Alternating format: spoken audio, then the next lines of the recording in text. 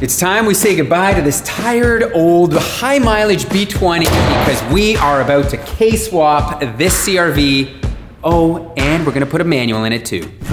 This right here is my brother's 2000 Honda CR-V, and over the years we've made a few videos transforming it from a tired old Honda into something that actually looks pretty good and drives surprisingly well. But there's one small problem. This thing has over 400,000 kilometers, that's nearly 250,000 miles on it. And recently the automatic transmission started failing. I tried to save it by picking up a replacement unit from Facebook Marketplace, but somehow that one ended up even worse than the original.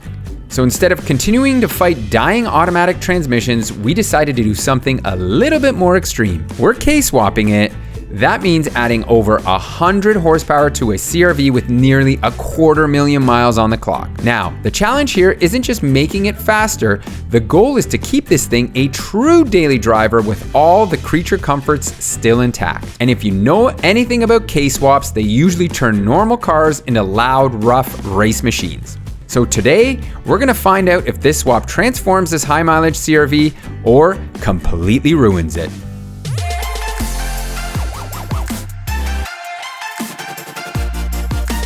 And here is the motor we're gonna swap into the CR-V. This is a TSX engine, so it's a K24A2, and it is from the 06 to 08 generation, which means it's got the spiciest of camshafts in it. This was compression checked by Peter at Evolution Auto Parts in Waterloo, Ontario. They part out a ton of K-Series cars. If you're looking for anything K-Series, give them a follow on Instagram. That's Evolution Auto Parts. Always interesting to see how it looks under the valve cover. There's, you know, the typical kind of golden sheen to it, but there's no sludge. It doesn't look like an engine that has been poorly maintained. This looks like it's gotten regular oil changes, so that is a very good sign.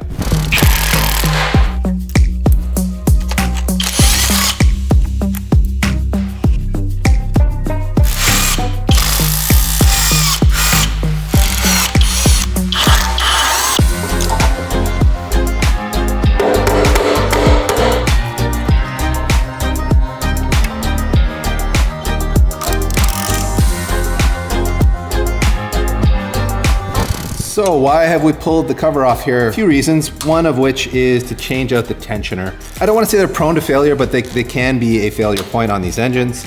These engines in general are very reliable, but as a precautionary measure, we generally replace the tensioner. And we also noticed that based on this measurement here, the chain might be stretched out of spec. So we're gonna take the chain off and actually measure it versus a new chain to see if it's really stretched so much that it's gonna allow things to be a little bit out of time. Well, we just took physical measurements and they look like they're basically identical in length. And you can see here, I've kind of stretched them out next to each other. And again, there's like no visual difference. And having seen stretched chains in the past, there's normally a noticeable difference there. So to me, this chain is really not stretched in any meaningful way. So we can reuse it if we want to. There is another reason why we took that chain off, and I'll show you in a second. But first, we have to lock these camshafts in place. And they have these alignment holes on the back here, which makes it super easy. You can see you just lock that in on that side, and then this side, same thing. Get it in there, there we are. So now we do have these cams locked in place. For those of you familiar with the K-Series, you will understand what we are doing here because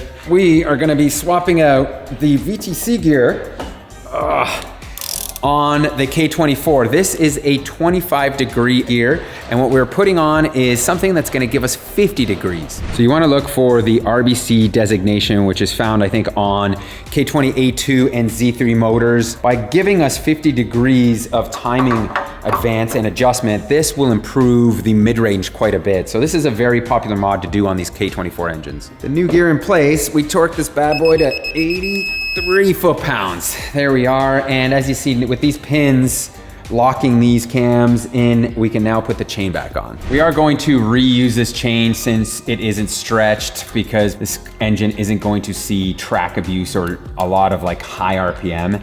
So we don't feel it's worthy to be wasting a chain on that. Same thing with these guides. You can replace these guides if they're worn, but these look to be in excellent condition. So we're just reusing everything other than replacing the tensioner, which to me is a must. So with the chain in place, you will see that we do have two links here and here that you want to line up, and one that is on the crank, which is harder to see, but there is one.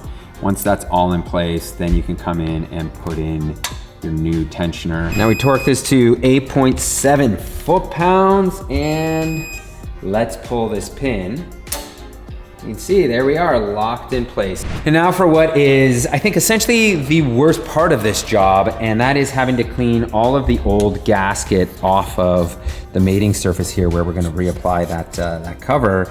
However, we're using these tools from Lyle. You can see like they're gasket scraper tools, and they make this job so much easier. Just make sure to put a bunch of towel down into this area because you don't want to get anything into your oil pan. And we are using what is, the best possible silicone out there, I think. I don't know a better one. Honda Bond is the way to go. It just seems to seal better than anything else that we have ever tried, OEM or aftermarket. We're just always confident that you're gonna get the best possible seal with it.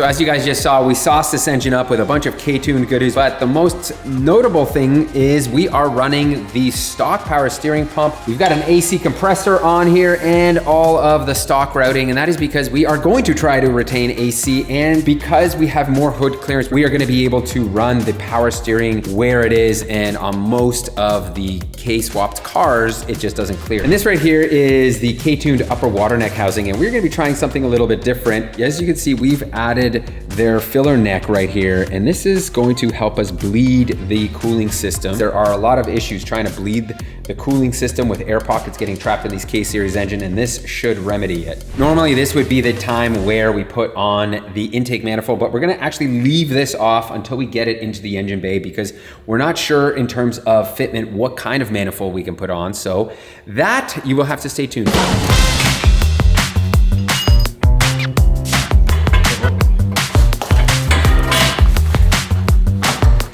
Time to put the transmission on, and that means a clutch and flywheel. And for that, we're actually going to the stash and pulling out some K-Series stuff that we've had kicking around from the many other K-swaps we've done. And yes, we could have gone through the extra step and added expense of a new flywheel and a new clutch, but this is gonna be Pete's brother's like fun commuter car. So he's not gonna be, beating on it mercilessly. He's mostly gonna be driving around, commuting in it, going to Costco. And for those of you wondering, yes, we lost one of the flywheel bolts, so I went and grabbed a re-zinced one from our buddy Ryan at Feel Good Auto. As far as like resurfacing the flywheel, with modern sprung clutches, it's really not that critical to resurface it. As long as there's nothing crazy going on in the surface, I think, you're more than no fine. Hot spots, no glazing, that kind of stuff. Exactly. So we're gonna torque these down in a 30, 60, 90, three-stage process. That's foot-pounds in a star pattern, so you get nice even pressure when bolting this down. And really, torquing the flywheel down is a very important step because if this comes loose and comes out, your life's gonna get bad really quickly. For a clutch, as I mentioned, this was in our stash. We can't remember what motor this came off. We don't even know if it was already made into this flywheel or not, but it's all in such good condition. We're gonna use it. This is an Exidy OEM replacement clutch, and as you can see, it's basically brand new. So we're gonna pop that on there with this basically brand new looking pressure plate. Again, like no hot spots, no abusive signs on this either. So, is this best practices? No. Is it gonna work out just fine? Yes, we're not at all worried about it.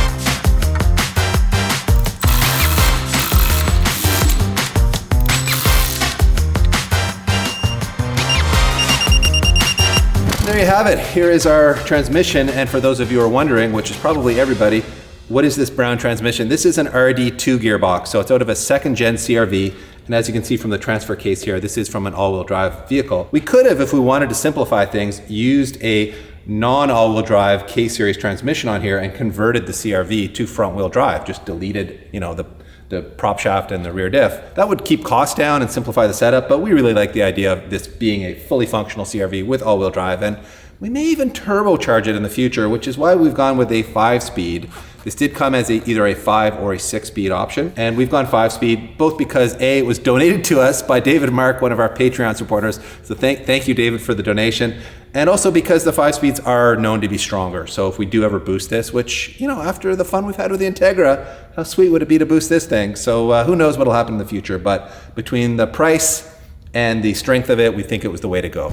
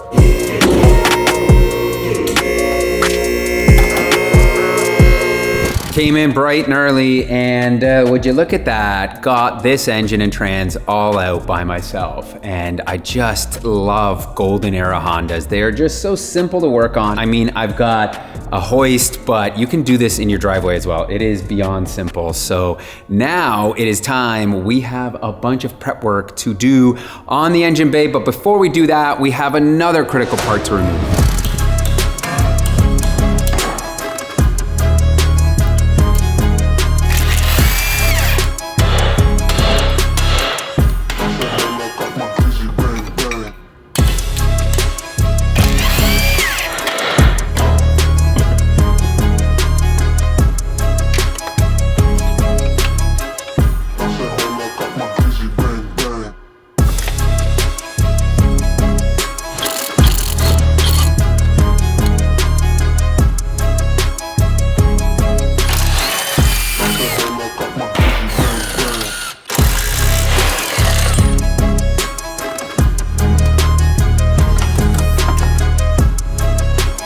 Well, the steering rack is out, and there is a good reason why. This is a while you are here project. This rack is leaking, and it was recently rebuilt. Poorly, I suppose, but you can see this side is basically gone, this inner tie rod, and it is puking out of here. This side is what they're supposed to feel like, nice and tight. So this is gonna go off for a rebuild because now is the time to do it. Well, we're to the part of the process where we're looking at engine mounts, which means we're ready to stuff that engine in the engine bay. And for that, we have, of course, turned to Hasport Performance, who make engine mount kits for all manner of K-swaps into all manner of Hondas. This is a pretty unique kit. This is specifically for the CR-V with a manual transmission out of an RD2 like we're using.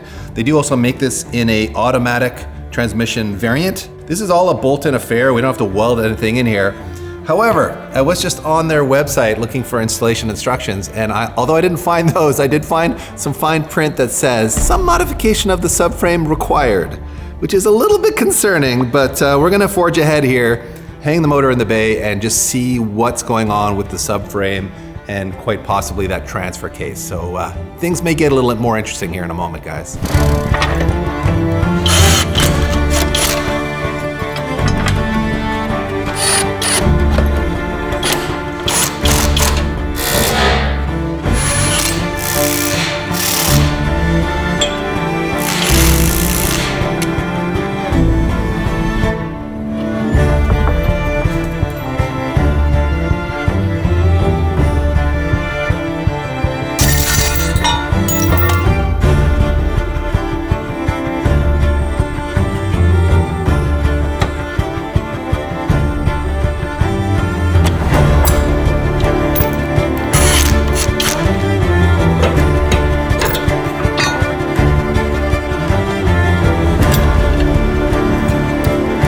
Well, holy smokes, we got ourselves a K-Series in a CR-V, and there is good amounts of space all around this way. The only small little headache we ran into is this bracket back here does need to be put in if you're coming from the bottom in after, and now there is no space to put bolts in here. But I'm thinking if we pull this bolt out, we can rock this forward, put those bolts in, and then put this engine back, and we should, I guess at this point, have all our mounts in place. More good news. Yank that bolt out of the top mount there, and look at this. We've got one bolt in here. And you can see if I just rock this down, I should be able to get the other one in. Come on, look at this. It's right there. It's so close. All I gotta do is get it started. You're now in.